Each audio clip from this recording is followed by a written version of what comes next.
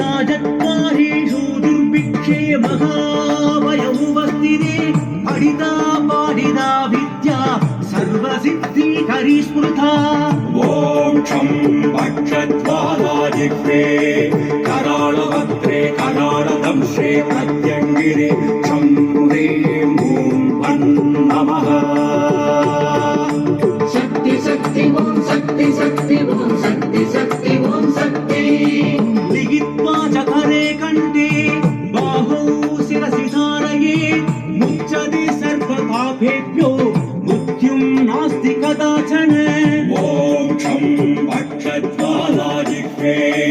कराळभद्रे कराळदंशे प्रत्यङ्गिरे क्षं ह्रीं ॐ वन् नमः